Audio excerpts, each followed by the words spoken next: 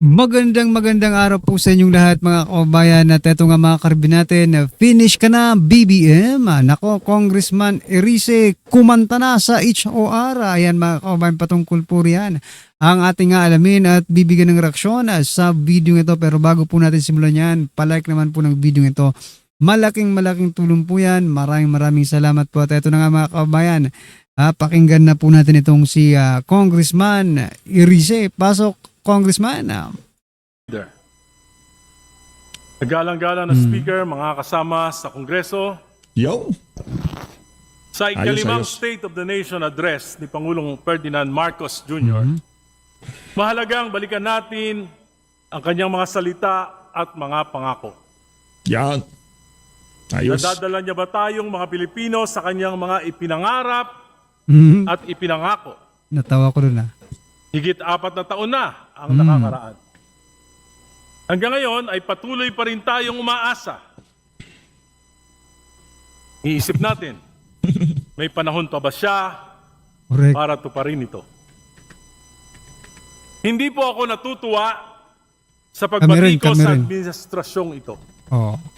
Hindi rin lingid sa ating kaalaman na marami sa mga kritiko ng pamahalaan ang nakakaranas ng matinding pressure, harassment, o iba't ibang uri ng paninindak. Di po ako exempted dyan. Ngunit bilang mga kinatawan ng taong bayan, tungkulin natin magsalita kapag kinakailangan. Correct. Kahit ano pa ang maging kapalit nito. Kailangan nating bigyan ng linaw ang tunay na kalagayan ng ating bansa upang mapigilan ang patuloy na Salamat po, pagkabalisa Egay. ng mamamayan. Salamat. Paki-comment naman sa baba. Salamat kong Egay Erice. Mga dilaw. Ang lumalalim na pagkakahati-hati ng lipunan at ang unti-unting pagguho ng tiwala hindi lamang sa mga institusyon ng pamahalaan kundi maging sa ating ekonomiya. At ang patuloy na Bagsak pag-abuso at panlilito ng mga opisyal na dapat sanay naglilinaw sa mga mamamayan. Napakakomplikado na ng sitwasyon ng Pilipinas. Sa ekonomiya, sa politika, at sa halos lahat ng aspeto pang araw-araw na buhay ng mga Pilipino. Kaya hinihiling ko po ang inyong pangunawa habang binabahagi ko ang aking pagsusuri sa naging sona ng Pangulo at sa tunay na kalagayan ng ating bansa. Tunay na kalagayan mga kababayan. Yung sinasabi niya po, tunay na kalagayan ng bansa, hindi po yung sinasabi ni President Bongbong Marcos Jr. sa kanyang SONA. Ito, ang tunay talagang nangyayari sa ating bansa. Pakinggan po natin to. Kaya maumay, bahatiin ko po ito sa 3 bahagi. Isa sa araw na ito, at ang natitira ay sa ibang araw na. Ayos. Palakpakan natin. May ano to, surprise. Ito lang nakita ko kasi kahit pa paano sinisilip-silip ko yung mga kababayan na to. At paasa lang. Paasa. Ang ikalawa, ang national budget at infrastructure anomaly. Anong punot dulo at sino ang mga masterminds? Nako. At huli, Marcos Marcial Law Part 2, CONAS, Noel, banta ba o ito o katang-isip lamang? Salamat po. Pinangakuan na kayo? Gusto nyo pang tuparin? Sa kampanya pa lamang, lagapak na ang pinakaunang pangako ng Pangulo Correct. at ni Vice President Sara. Ano kaya feeling ng ibang mga congressman dyan sa House of Representatives habang pinapakinggan ho nila ang privilege? Medyo ating bansa. Unity!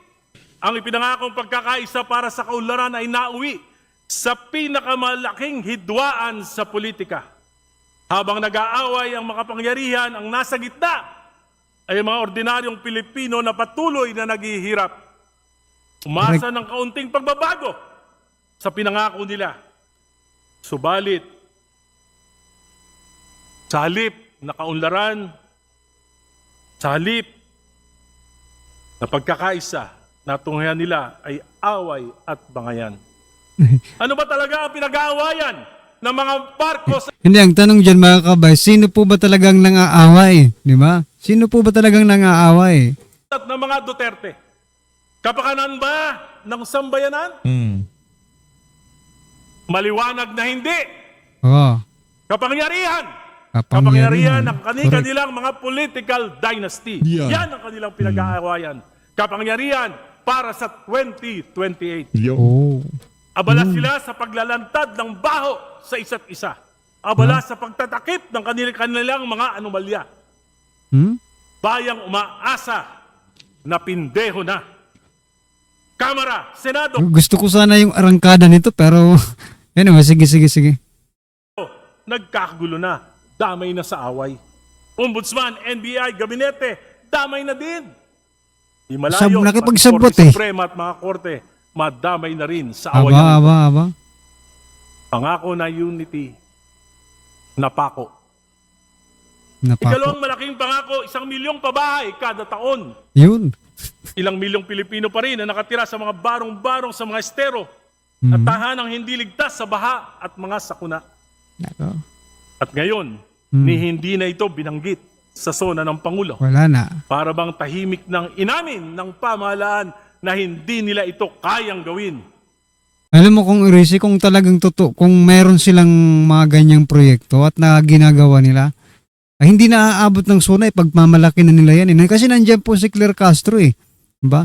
Yan pong trabaho ni Claire Castro, ang mag-ulat sa bayan kung ano na po ang progresong nagaganap sa ating bansa. Kaso nga lang, walang naiulat si Castro mga kabayan, bagkus ay puro na lang paninira sa mga Duterte. Tiis muna, bayan ko. Tiis mo na. Pangalawang pangako ng Pangulo, pabahay, muling napako. Mhm. At siyempre, pinakatanyag na pangako, Hmm. 20 pesos kada kilo ng bigas. Aray ko. Oo eh. Ayon sa Pangulo, 12 milyong pamilya raw ang nakinabang. Ngunit kapag sinuri ang datos, lumilitaw na ang benepisyo ay hindi kasing lawak ng ipinakikita.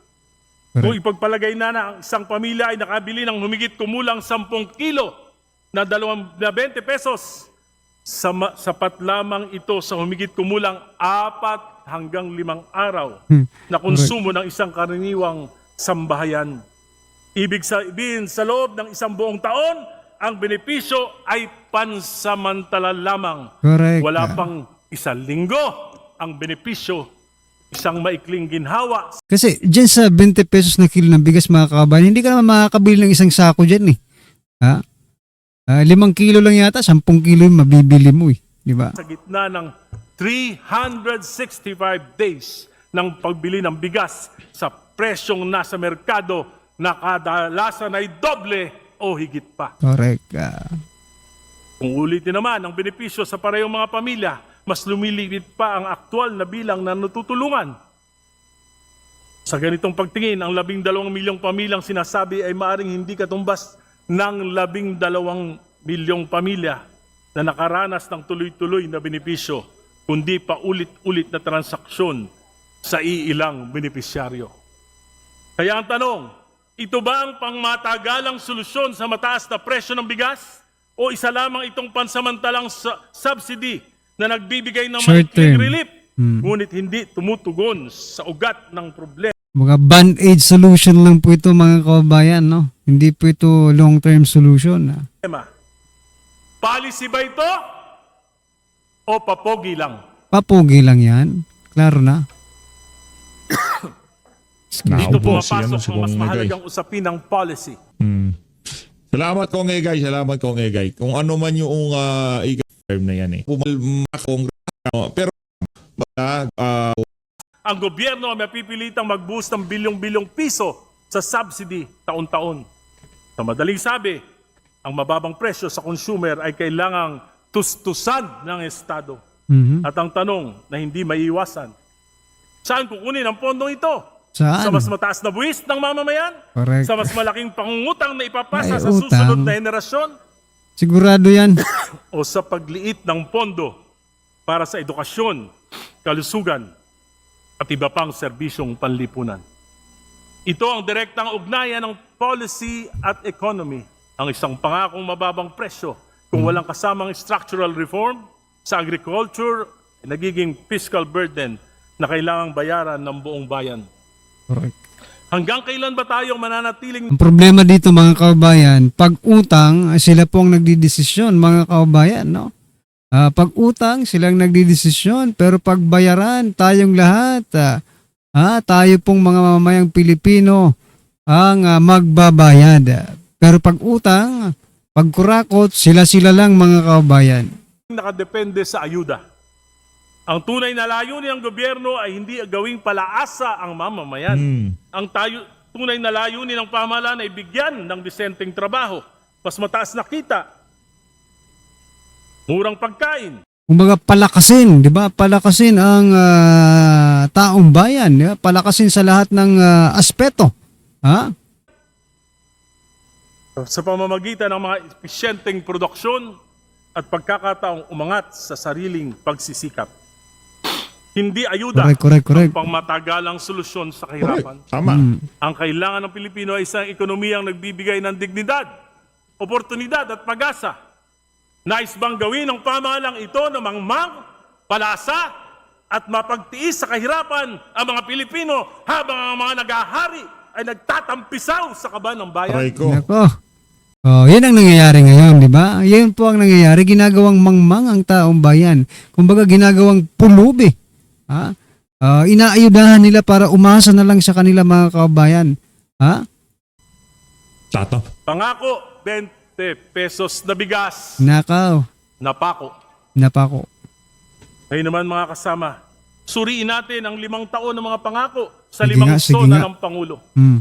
Hindi ito opinion lang, ito ang paghahambing ng pangako sa reality. Yan. Ikatlong pangako, ibababa ang presyo ng mga bilihin. Yan. Yun. Okay. Anong katotohanan? Bagsak. Kabaliktaran. Hanggang ngayon, hirap pa rin kumain ng 3 beses sa isang Ang katunayan yan, kabaliktaran po. Yung lahat ng pangako ng presidente, kabaliktaran po ang nangyayari sa totoong buhay. Iwan ko lang kung saan po nila nakukuha yung mga data nila. Baka sa ibang planeta kinukuha nila yan.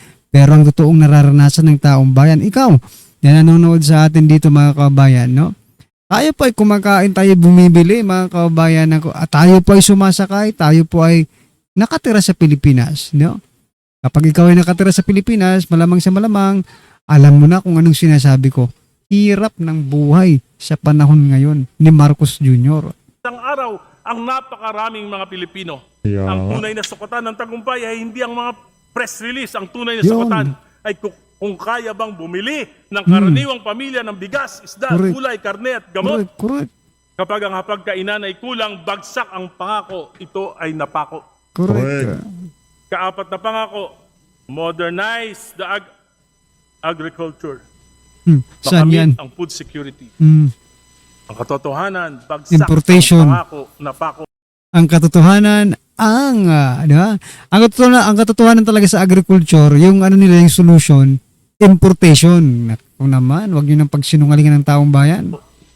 Si Pangulong Marcos pa mismo ang naging kalihim ng Department of Agriculture noong una. Correct. Kung may pinakamalaking pagkakataon para baguhin ang agriculture, iyon na sana. Ngunit hanggang ngayon, bagsak pa rin ang produksyon, bagsak ang kita ng ating magsasaka at patuloy tayong umaasa sa pag-angkat sa mga pagkain mula sa ibang Angkat, bansa. importation. Umaangkat ka ng pagkain habang naghihirap ang sarili mong magsasaka, paano mo masasabing matagumpay ang iyong pagsaba? Correct. Napako muli. Napako. Kaanim na pangako, pagandahin ng edukasyon. Reality, kulang pa rin. May mga reformang ginawa, ngunit hanggang ngayon, napakalaki pa rin ang kakulangan sa mga silid-aralan, guro at kagamitan. Paano magiging globally competitive ang ating kabataan kung ang iba ay nagsisiksikan pa rin sa mga classroom at kulang sa mga klat at pasilidad? Pangako sa kabataan ay napako, 160,000 classrooms ang kakulangan ng mga public school. Ilan lang ba ang nagawa nila nung nakaraan mga kababayan, di ba? Ilan lang po ang nagawa nila? Yung 27 classroom lang yata yun di ba? Isang classroom. Pangako sa edukasyon, napako. Ito ang ikapito. Mahiya naman kayo. Yan na. Ito Teka lang may naisip ko siya kung kung for example si Congressman Liveste or si ex-Congressman Barsagang nagsasalita dyan mga kababayan, malamang sa malamang pinatayan na yan ng mikropono. Kaso nga lang kasi, di ba, nahihiya siguro yung iba dyan kasi matanda na itong si Rize, kaya hindi nila pwedeng patayan yan, mga kababayan. Ito ang pinakamalakas na pahayag ng Pangulo. Ito ang nagbigay ng pag-asa sa sambayanang Pilipino. Nangako siyang bubunutin ang ugat ng korupsyon sa flood control at sa national budget. Yan. Nangako siyang aalamin kung sino ang mga masterminds. Nangako siyang walang sasantuhin. Walang sasan. Katotohanan. Nasaan ang komprehensibong ulat ng ICC? ICI. Nasaan ang listahan ng mga mastermind? Nasaan ang mga nakinabang sa trilyong pondong pinag-uusapan? Bumuo ng Independent Commission on Infrastructure, ngunit hindi ito nabigyan ng sapat na suporta. Nagbitiw ang mga pangunahing opisyal nito tulad ni Sec. Babe Singson at Halos lahat. Rosana Pajardo. Tumigil na ang operasyon nito. Wala man lang nailabas na ulat. Wala. Nangako rin ng Pangulo na bubuo ng Independent People's Commission ang Kongreso. Ginawa pa itong priority legislation. Hanggang ngayon, wala pa ito. May itinatago ba ang Pangulo? At ang tanong ng bayan, bakit tila humihinto ang investigasyon kapag papalapit na sa pinakamakapangyarihang mga opisyal? Naimbestigahan ba ang mga bersamin na ayon kay Senator Lacson ay tumanggap ng 8 bilyon? Naimbestigahan ba si Secretary Pangandaman ng DBM na siyang pumirma ng mga saro ng flood control projects at mga unprogrammed appropriations? Pangako na pako. Napako. Sa aking susunod na privilege speech, ilalahad ko ng detalyado ang budget anomaly. Anong pulot dulo nito at kung sino ang mga mastermind. So yan mga kababayan, sa susunod na privilege speech ni Kong Rize, abangan po natin yan. Pero eto muna, bago po natin ito tapusin, eto, pakinggan po natin ito mga kababayan. Order pa rin si Pangulong Bongbong Marcos na arestuhin po ang nagtatagong senador. Dumipesa rin ang bise sa kanyang naging pagbisita sa New Quezon City Jail Senador Rodante Marcoleta, Senador Jinggoy Estrada at dating kongresista na si Mike Defensor. Ang git po niya, wala siyang nakikitang masama sa naging pagbisita niya sa kanyang mga kaibigan. Uy, kaibigan. Ano po ang mga sunod-sunod na mga pahayag po ng Vice Presidente? By the fact na spokesperson ka at merong seal ng Office of the President dyan, dapat maging professional ka sa mga sinasabi mo. She doesn't have the liberty na tulad sa atin, pero kapag may seal sa likod mo, sa harap mo, kung ano yung professionalism na hinihingi galing doon sa opisina na yon, yun dapat ang ipakita at ibigay mo sa taong bayan. I don't see anything wrong with visiting persons deprived of liberty. Wala akong nakikita na masama sa pagbisita kay Arnie Teves, kay Pastor Kibuloy, as I said, President Duterte, Senator Rodante Marcoleta, Senator Jinggoy Estrada, and Mike Defensor, kasi kilala ko naman sila, and I think kaibigan ko sila. Hindi ko lang alam kung kaibigan nila ako, pero sa tingin ko naman kaibigan ko sila. Nakikita natin na may pattern na. Malaking tanong dito sa batas. Kapag ka ba na-issue ka ng notice of disallowance, meaning irregular ang transaction, ibig ba sabihin yan, napunta yan sa bulsa noong ahensya, o in this case, sa bulsa halimbawa ni Sara Duterte, hindi ba? So that's an interesting question po. May kaso tayo, Supreme Court decision pa, it's a 26... Alright, reaction, TVPs, nagbabalik, reaction, pa kung saan ang pakinggan. Paggamit ng confidential funds. Ipaliwanag, nag-evaluate. Well, yung mga witnesses sa panig ng prosecution kasi syempre sila po yung mga nag-evaluate o nag-audit, hindi ba? Itong paggamit ng confidential funds. Ipaliwanag natin para maintindihan ng taong bayan. Ang confidential funds po, just like any other public funds, kailangan po naliliquidate kasi. So para maliquidate yan, ang purpose of course is to, kumbaga is to make sure that it is spent in accordance with the purpose for which it is earmarked to begin with. Yes. So dapat lahat yan ay mapunta talaga sa publiko na ayon doon sa purpose niya. Ngayon sa pag-i-evaluate nila, syempre magsusumiti ka ng mga dokumento, yung mga resibo, mga invoices, vouchers, di ba, na yung proof na kung paano mo ginasta. Yes. O kapag hindi satisfied ang COA, mag-i-issue siya na tinatawag na audit on memorandum given the agency 15 days within which to rectify the error o kung may mga deficient na documents isabit mo. Ngayon kapag hindi sila satisfied pa rin, so nagre-resulta yan sa notice of suspension. So sinususpinde yung pag-release ng pera kasi nga tingin nila hindi nagiging maayos ang paggastos. O subsequently, it can result into notice of disallowance. And Naku notice po! of disallowance, ibig sabihin, nagdesisyon na ang COA, final na yon as far as they are concerned, na irregular yung transaction. Yun! Irregular, excuse me po, hindi mo napatunayan kung paano mo ginasta. Okay. Di ba? So, it is an administrative proceeding under the law. Ang mangyayari, ibabalik mo yung pera na hindi mo napatunayan kung paano mo ginastos. Pero ito ang malaking tanong dito sa batas. Kapag ka ba na-issue ka ng notice of disallowance, meaning irregular ang transaction, ibig ba sabihin yan, napunta yan sa bulsa Hindi. noong ahensya o in this case sa bulsa halimbawa ni Sara Duterte, hindi ba? Opo. So that's an interesting question po. May kaso tayo, Supreme Court decision to, it's a 2016 case, Yes. Macapagal Arroyo versus People, na kung saan sinabi ng Korte Suprema na just because disbursement appears to be irregular or just because the disbursement is outright irregular does not necessarily mean it results into plunder or any Nako. violation of the Graft and Corrupt Practices Act. Hindi ibig sabihin napunta sa bulsa niya because there has to be proof of payment. So sa tingin ko lang yung prosecution, they would not actually be able to present any witness or any evidence na Wala pa. magpapakita na bulsa ni Vice President yung pera. The most that they can do is show irregularity in the conduct of the in the conduct of Ang napansin nga po ng taong bayan, mga kabayan, no, parang yung mga witness ng prosecution ngayon dito sa anong article na ba ito? Itong patungkol po sa sa confidential fund, mga kabayan, parang pumapabor pa, no? Pumapabor pa dito kay Vice President Sara Duterte yung kanilang mga salaysay, mga kabayan, no? of the anong tawag po dito of the evaluation of the audit. So on that basis sasabihin nila, ayan nakita nyo, talagang hindi maipaliwanag kung saan napunta ang pera, na-scam tayo, di ba? Nabudol tayo. Nabudol tayo. Actually, sa tunay na korte, hindi mo pwedeng gawin yun kasi conclusion yun. Conclusion. Ang nagbibigay ng conclusion yung judge, hindi yung lawyer. Naku Pero po. bakit nila ginawa yan? Correct. The way I see it, that's the most damaging evidence that they could present. Hindi ko makita kung may makukuha silang witness na magsasabing din nun sa Nizara. Correct. So I doubt it.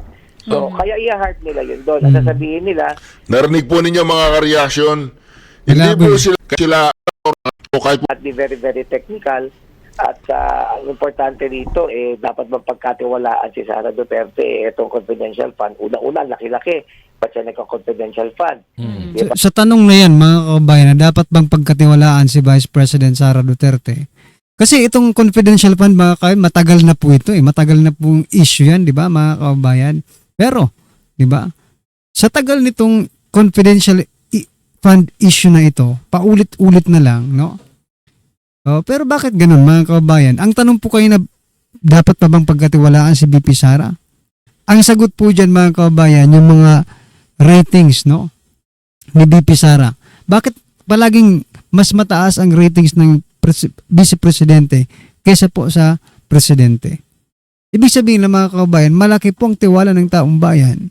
Kahit na may mga issue siya, kahit na ini-impeach nila si BP Sara, mataas pa rin ang respeto, ang tiwala ng taong bayan kay Vice President Sara Duterte. Yun pong napapansin natin, mga kabayan. Diba? Pangalawa, hindi niya maipaliwanag kung paano nagastos. So, i-heart nila yon. And the part of the defense naman, syempre, expectedly, they'd be very, very technical about it. So, bubusisiin nila isa-isa. Sasabihin nila, hindi porket irregular yan. Assuming irregular, sasabihin nila, irregular nga yan, pero hindi pa tapos yung notice of disallowance issue, I-appeal pa Nasa Supreme Court pa yan, hindi pa yan talaga pinag. They can say stuff like that. Or, they can even say stuff like that, but we should be very, very technical. Kung irregular man yan, hindi ibig sabihin na punta sa bulsa ni Vice President. That is an erroneous conclusion. Yung mga ganon, diba? Kasi hindi ko din alam kung kaya ng depensa ipakita yung kung sino si Merrick Dispiatos. Kung kaya nilang mapakita yon, kung mapapakita nila yon, for purpose of the impeachment, that would seal the deal. Kasi sa totoo lang, ang daming issue ng confidential fund kung paano nagastos. O, yun Pero nga interest lang talaga ng taong bayan na tumatak sa kanila yung Mary Grace Piatos. Oh. Hindi ba si doon Andy tayo. Lim na baka Sige, ganun attorney. po. Attorney, doon tayo sa binabanggit yung yung sa confidential fund na yan. Lahat naman may confidential fund ang ilang mga opisyal ng ating Correct. gobyerno. Tama po ba? Meron din naman po yung iba, like yung Office of the President. Kaya siyempre wala siyang magagawa. Siya kasi yung Nakasala. siya kasi yung Siya yung pinagdiskitahan, And take eh. note, Opo. Walang magagawa si VP Sara kasi siya po ang siya po ang pinagdiskitahan ng mga inayupak na ito. Di ba? Sa laki-laki ng confidential fund ng Pangulo, dito pa talaga sila dito pa talaga kay VP Sara napakaliit lang. Di ba? Ay nako. Kaya ito, tingnan po natin mga kabayan, yung logic. Kung dito, for example, totoo yung sinasabi nila, no, na may pagkakamali dito, may pagkakamaling ginawa dito sa confidential fund ni VP Sara na napakaliit lang ng pondo. How about yung may pinakamalaking pondo ng confidential fund, hindi maaaring magkamali? Di ba? Kung ito ang maliit lang, nagkamali ka pa sa paggamit eh. Misuse, di ba? Misuse of public funds. Yun pa kayong pinakamalaking pondo, hindi magkamali, mga kabayan. Pinupolitika kasi, di ba? hindi po bihira na nagkakaroon ng notice of disallowance sa COA. Alam mo ba, sa halos isang taon, like I remember in 2021, halos 4,000 ang notices of disallowance na na-issue ng COA.